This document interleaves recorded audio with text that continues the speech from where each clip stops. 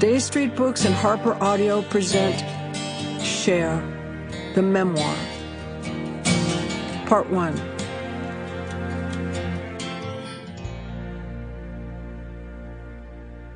This book is dedicated to Mom, Georgia, G, Georgianne, Chaz, and Elijah. All right, this is what you call a disclaimer, except it's not really. It's just the truth, and I want to tell you so you guys can be in on it. And that is, I think most people know I'm dyslexic, but I don't think they know to the degree. So it was really hard for me to just do what I did, but I wanted to have you have something of me when you're listening to the book. So I did my best. It's me. So that's all I wanted you to know, and I hope you have a great time with it because it took a lot of hard work. Okay? All right, me signing off. Feeling broken, barely holding on, but there's just something so strong somewhere inside me, and I'm down, but I'll get up again. Don't count me out just yet. I've been brought down to my knees, and I've been pushed way past the point of breaking, but I can take it. I'll be back on my feet. This is far from over. You haven't seen the last of me. Author's note. This memoir is based on my sometimes imperfect memory. In this memoir, I refer to my son Chaz as Chas, the name he went by during the years covered in this book. Chaz has granted me his blessing for this usage. In the next volume, at the appropriate point, I will refer to my son as Chaz.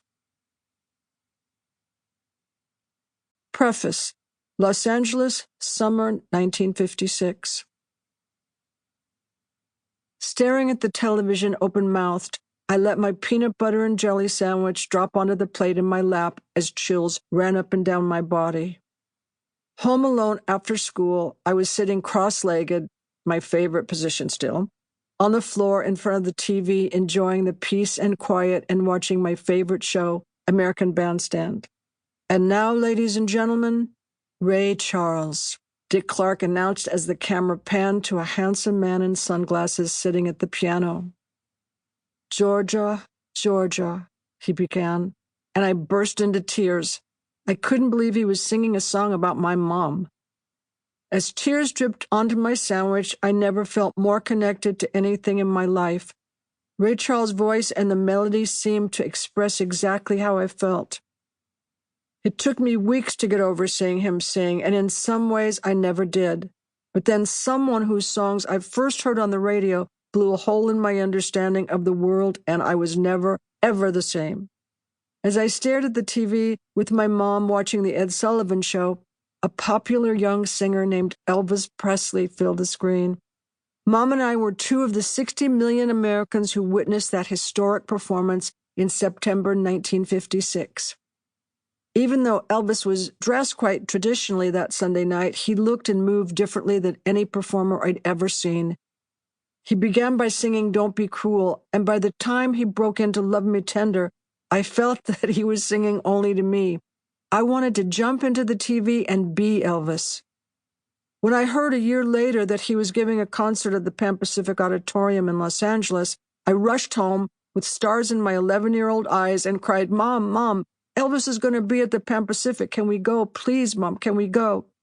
I was convinced that I had to be there.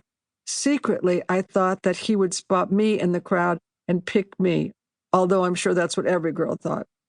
Luckily for me, my 31-year-old mother was as crazy about Elvis as I was, a fact that impressed my friends because their moms didn't approve of his raw sexuality. To this day, I don't know where she found the money, but somehow Georgia did. Mom and I dressed up and made our way to town, more like sisters than mother and daughter. Feeling the tension grow the closer we got to the Fairfax district, we soon found ourselves caught up in a pulsing mob of 9,000 noisy girls. We were swept inside the auditorium on a wave of pure adrenaline. Our folding seats were about halfway back in the audience, but that was fine with me. Looking around at all the girls gazing in anticipation at the darkened stage, I could feel my heart pounding inside my little flat chest. Sample complete. Ready to continue?